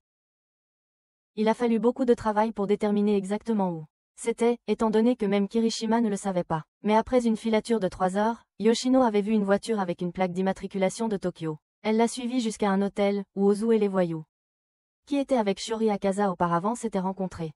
Elle ne savait pas ce qu'Ozu leur voulait, mais venant de Tokyo à ici, tout indiquait quelque chose impliquant Kirishima. Malgré le récit concis des événements par Yoshino, Kirishima n'était pas content qu'elle ait convaincu Ozu de dîner avec elle. Ozu finit par parler, démentant toute faute. Il a simplement dit qu'il savait maintenant que Kirishima avait été en couple à un moment donné. Il a prétendu qu'étant donné qu'ils semblaient se rapprocher à nouveau, il s'inquiétait. Kirishima est devenue nerveuse devant Yoshino à cause de cela. Il a continué à bavarder sa propre innocence alors que Nao et Shoma arrivaient. Elle l'a arrêté pour qu'il ne continue pas afin qu'elle puisse écouter. Kirishima a exprimé qu'elle était assez impressionnée que Ozu ait réussi à marcher ligne de faire quoi que ce soit d'illégal, sans laisser de preuves derrière. Il espérait extorquer quelque chose à Ozu, mais ne pouvait jamais trouver quoi que ce soit d'utile. Mais aussi prudent qu'Ozu fut, sa famille ne l'était pas tout à fait. Kirishima a mentionné que le père d'Ozu était un cadre supérieur dans une grande entreprise. Et que sa mère était une annonceuse freelance qui avait obtenu un poste en tant que présentatrice principale d'une émission d'actualité qui débutait cet automne. C'était une famille modèle. Cependant, pas si modèle avec Kirishima présentant une vidéo de la mère d'Ozu en train de forniquer avec un autre homme. Elle a menti au père d'Ozu en prétextant qu'elle était au travail. Et l'homme dans la vidéo a sensuellement chuchoté qu'il ne pouvait pas croire qu'elle avait un fils d'âge universitaire compte tenu de son corps. Ozu a jeté le téléphone par colère. Kirishima savait que c'était mal, mais il avait organisé cela. Il pensait qu'Ozu n'avait pas le droit d'être en colère, étant donné qu'il utilisait des femmes pour le même but tout le temps. Tout ce que Kirishima a fait, c'est organiser le même type de rencontre pour sa mère. C'est le karma, bébé. Ce que Kirishima voulait, c'était qu'Ozu se débarrasse de tout le matériel scandaleux qu'il avait sur elle maintenant, et qu'il ne la contacte plus jamais. Après cela, il réfléchirait à ce qu'il devait faire avec la vidéo scandaleuse de la mère d'Ozu. Cependant, Ozu n'en avait pas fini. Son prochain plan était de dire à la police qu'un yakuza le menaçait. Il croyait pouvoir facilement ruiner la vie de Kirishima et de Yoshino. Yoshino et Kirishima se regardèrent d'un air interrogatif. Elle dit alors à Ozu qu'elle était certaine de pouvoir aussi facilement ruiner sa vie. Même si elle ne pouvait pas l'accuser d'avoir donné de l'alcool à un mineur. Elle pourrait trouver un moyen de laisser des marques sur son dossier parfait. Il fut choqué de découvrir que Yoshino était mineure, étant donné qu'elle n'en avait pas du tout l'air. Être appelée vieille par inadvertance l'énervait. Alors elle a montré son âge sur son permis de conduire. En plus de ça, elle a ajouté qu'il avait tout faux. Les seules personnes qui s'inquiétaient de voir leur réputation ruinée étaient celles qui avaient beaucoup à perdre, comme Ozu. Yoshino n'avait rien qu'elle ne soit prête à laisser partir. Et elle était sérieuse. Ozu était en colère, mais il a admis sa défaite. Et maintenant, enregistré depuis l'arrière s'assurait qu'il tiendrait parole. Maintenant que l'événement était terminé, Yoshino dorlotait Shoma. Un peu, ne l'ayant pas vu se faire tabasser depuis longtemps. Il a gardé son calme en lui disant que ce n'était vraiment rien. Il était plus surpris qu'elle suive Ozu dans le mini-camion. Elle s'est sentie gênée, faisant valoir que c'était tout ce qu'elle avait trouvé. Et qu'elle voulait commencer à travailler tout de suite sans que personne ne le sache. Il était agacé qu'elle n'ait pas répondu au téléphone, et elle a présenté ses excuses. Elle ne pensait pas que Kirishima l'entraînerait dans cette histoire, et elle pensait qu'il s'en sortirait bien. Cependant, en entendant sa plaisanterie sur lui qui se faisait à nouveau tabasser, il a commencé à lui toucher le visage. Ailleurs, Kirishima accompagnait Nao en sécurité. Elle était agacée par la façon dont Kirishima opérait, et ne pouvait pas croire que Yoshino avait supporté ça. Lui, il se souciait plutôt de savoir si Yoshino lui avait dit quelque chose à propos de lui, peut-être en l'appelant un beau salaud ou quelque chose dans ce genre. Cependant, Yoshino ne l'avait appelé qu'un hack intense, et ne semblait pas du tout intéressé par lui. Nao pensait que ses chances de réussir avec Yoshino étaient assez faibles. De plus, elle trouvait Yoshino stupide et antipathique. Kirishima a répliqué en soulignant que Nao était intelligente, mignonne, attentionnée et bonne au lit. Mais cela ne la rendait pas spéciale. Il se couchait avec n'importe qui, même des étrangers complets. En entendant cela, elle lui a giflé, mais maintenant elle pensait qu'il l'avait incité à le faire. En montant dans son taxi, elle n'a jamais voulu revoir cet homme et lui a dit de ne pas la contacter. Il allait aussi la supprimer. Yoshino est passé, et en la voyant, Nao a simplement haussé les épaules avant que la voiture ne parte. Kirishima s'est excusé auprès de Yoshino pour tout ce qui s'était passé, et elle a admis être impressionnée qu'il ait réussi à tout régler parfaitement. Il était tout aussi impressionné qu'elle l'ait suivi tout le temps avec la mini-truck. Il ne savait pas que c'était elle jusqu'à maintenant, mais il pensait que quelque chose n'allait pas étant donné que le mini-truck avait des vitres teintées. Elle avait suivi Kirishima tout le temps, et la première nuit qu'ils sont venus à Osaka, elle l'a vu quitter l'hôtel avec Nao. Puis plus tard, elle est tombée sur elle à l'université. Yoshino n'avait toujours aucune idée de ce qui se passait, mais elle pouvait dire que Kirishima préparait quelque chose, alors elle s'est approchée de Nao. Comment elle a découvert l'emplacement d'Ozu? Eh bien, elle avait demandé à Shoma de contacter des agents immobiliers, et cela a finalement conduit à la découverte d'un appartement qui avait été loué par Ozu, le fils d'un haut dirigeant d'Embrace Productions. Quand elle s'est renseignée sur lui, elle a également découvert qu'il avait fréquenté la même école que Nao, et qu'ils se suivaient. C'est à ce moment-là que Yoshino a commencé à faire des connexions. Kirishima a ensuite évoqué le petit dispositif de suivi que Yoshino lui avait offert. Elle était surprise qu'il l'ait compris. Cependant, il s'est laissé aller à la négligence puisque c'était la première fois que Yoshino lui offrait un cadeau. C'était un traceur qui lui avait coûté 30 000 yens, qu'elle avait cousu dans le petit peluche. Elle a maintenant compris qu'il l'aimait vraiment. Il lui a pris la tête, lui disant qu'elle était petite. Il avait des moments difficiles à expliquer. Nao lui a attrapé le cou, il lui a dit que parfois il voulait la chérir. Et parfois il voulait la détruire. Entre les deux options, elle préférait qu'il la chérisse. Alors il a rapidement changé de tactique, ignorant ce qu'il avait dit plus tôt pour dire qu'il était content parce qu'avant, elle ne semblait pas intéressée par lui du tout. Quand il a réalisé qu'elle le suivait, cela lui a fait plaisir. Il préférait qu'elle le déteste plutôt que qu'elle reste indifférente, croyant que cela leur donnait plus de chances de se mettre ensemble. Il lui a ensuite demandé ce qu'il devait faire pour devenir son petit ami. Puisqu'il avait gagné son défi. Yoshino a commencé à trembler, n'ayant rien trouvé. Elle a décidé de le défier à pierre, papier, ciseaux. Kirishima a accepté, ce que Yoshino a pris avec joie, étant une pro. Cependant, elle a perdu. Il célébrait donc maintenant son statut de petit ami. Elle a cependant refusé, demandant un meilleur de 3, pour perdre à nouveau. Ailleurs, un homme mystérieux était content d'apprendre qu'ils étaient à Osaka. Car il était prêt à s'occuper d'eux. Avec tout le monde rendant hommage à la tombe du père de Yoshino, Renji y place une canette de saké. Le père de Yoshino n'aimait en fait pas le saké, a déclaré Renji. Ajoutant que son fils avait probablement peur des gueules de bois. En apprenant que son père s'était marié à 19 ans, seulement un an de plus qu'elle maintenant.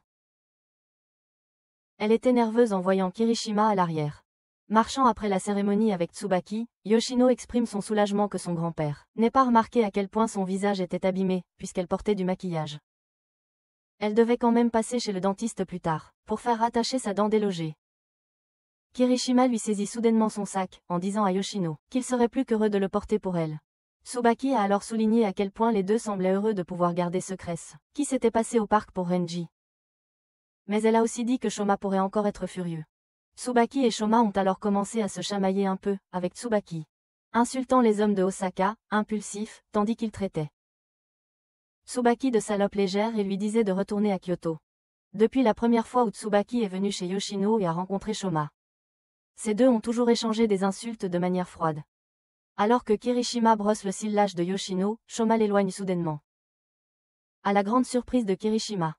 Plus tard dans la nuit, tout le monde fêta l'événement lors du barbecue de la famille Somei, où Renji a souligné à quel point Kirishima ressemblait à Gaku au point que c'était troublant. Il avait l'impression qu'un de ses vieux amis essayait de séduire sa petite fille. Et lorsqu'on lui a demandé ses sentiments, Kirishima a avoué audacieusement son amour pour Yoshino. Après avoir bien ri, Renji a commencé à se remémorer le moment où il a emprunté la voiture de Gaku et l'a écrasée dans la rivière.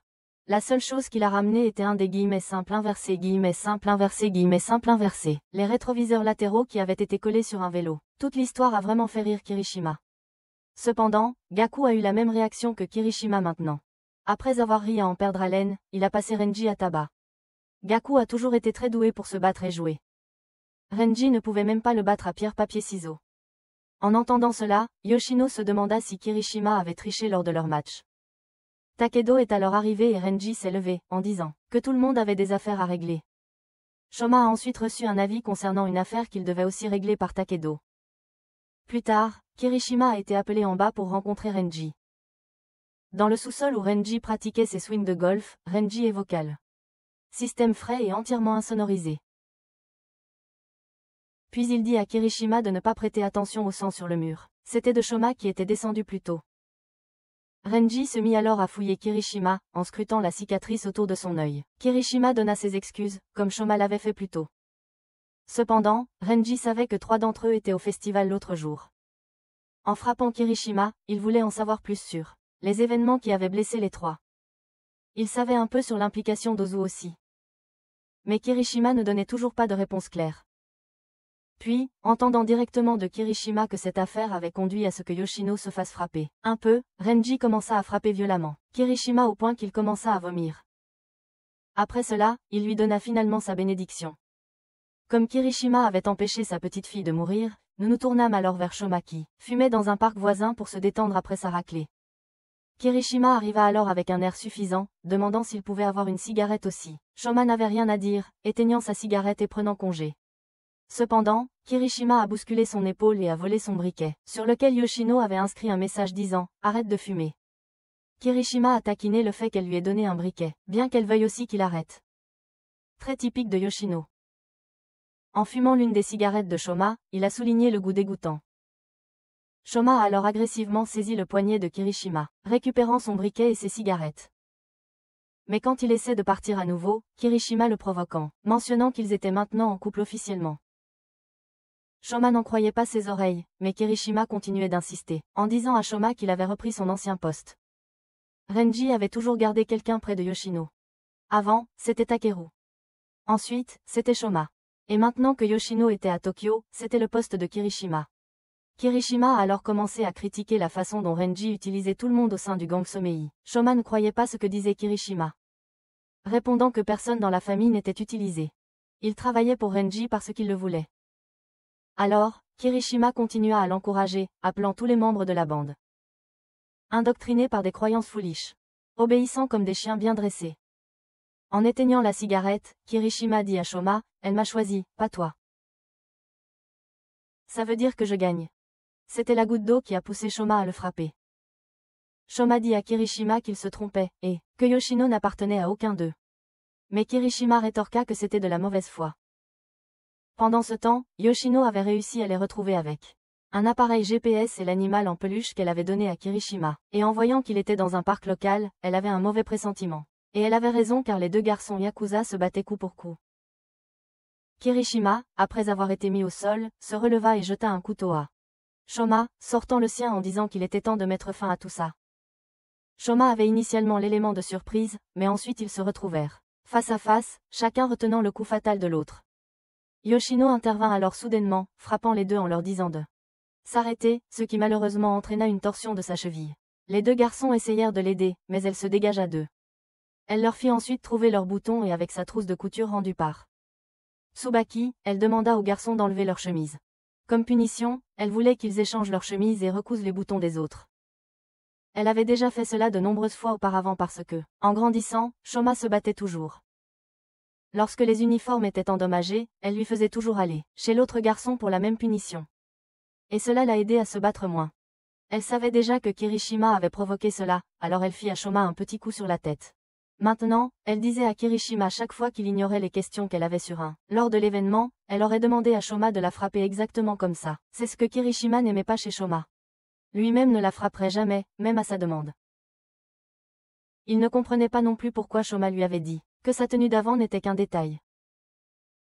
Pour Kirishima, ce n'était pas juste un détail. Il pensait que c'était totalement mignon. À part les bavardages inutiles, Yoshino apprend que Kirishima avait provoqué Shoma en lui disant qu'ils sortaient ensemble. Mais Yoshino voulait clarifier les choses. Elle est en fait d'accord pour sortir avec Kirishima afin qu'il arrête de se battre avec Shoma pour équilibrer les comptes. Il n'était son petit ami que parce qu'elle s'inquiétait pour le bien-être de Shoma.